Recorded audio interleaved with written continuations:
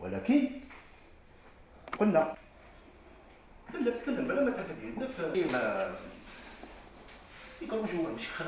Tout le monde prie Dieu pour avoir cette Coupe du Monde au Maroc. Et pourquoi pas? Au contraire, on soutient, depuis la création de cette Coupe du Monde, on a eu une seule fois en Afrique.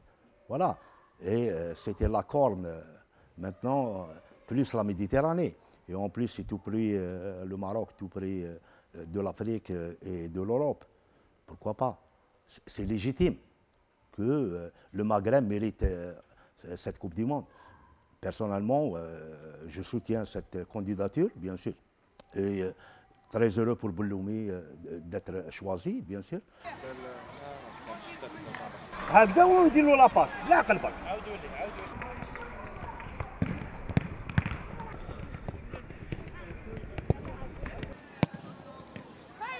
ان شاء الله وي بيان سور هذا شرف لي العب مع الفريق الوطني ونشرفوا في كوب دي موند ان شاء الله في الماروك في سنة 2026.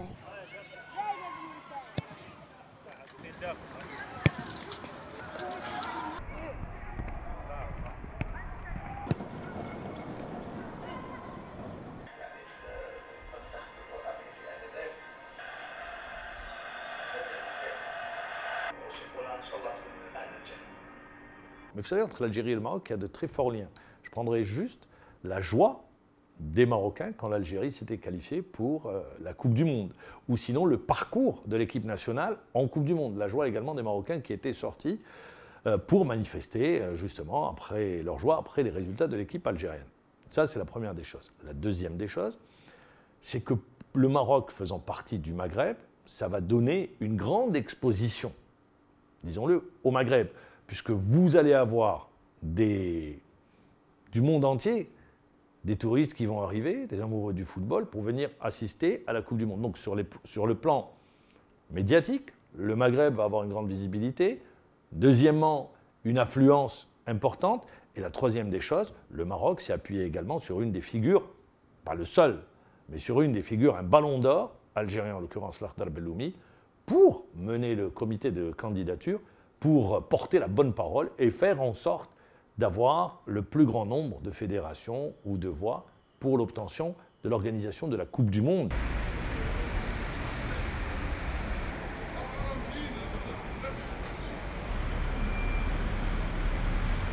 صافي بليزير كي الدوله الجزائريه راهم يعاونوا الدوله المغربيه ان شاء الله تكون خطوات واحده اخرى وخطوات ماشي بالنفاق ولا خطوات ماشي باش بيبليسيتي خطوه من القلب. عقليتي يعني كمواطن نشوف فيها تدعيم السلطات المغرب باش تنظيم كاس العالم ترشيحات كاس العالم يعني نشوف فيها سياسه ما نشوف فيها يعني حاجه مليحه ولا انا نشوف فيها سياسه. بالك هذه هي الحاجه اللي زيد تمد حوايج ملاح نديروا الخطوه الاولى وان شاء الله كما يقولوا تكون حاجه شابه.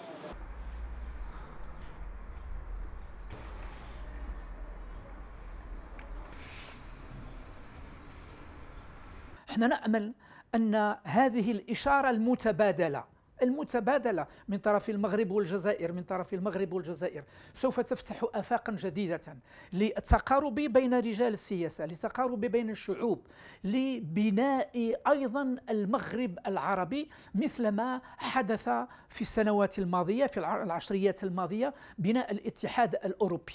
الآن التقارب القوي بين ماكرون وبين ميركل نتيجة ماذا؟ نتيجة تلك الحروب، لكن نتيجة أيضا الإرادة. أنا أعتقد جازما أن الإرادة موجودة، والإرادة سوف تنتصر عندما تفك قضية الصحراء الغربية التي لا ينبغي أن تكون عائقا أساسيا في بناء هذا المغرب العربي.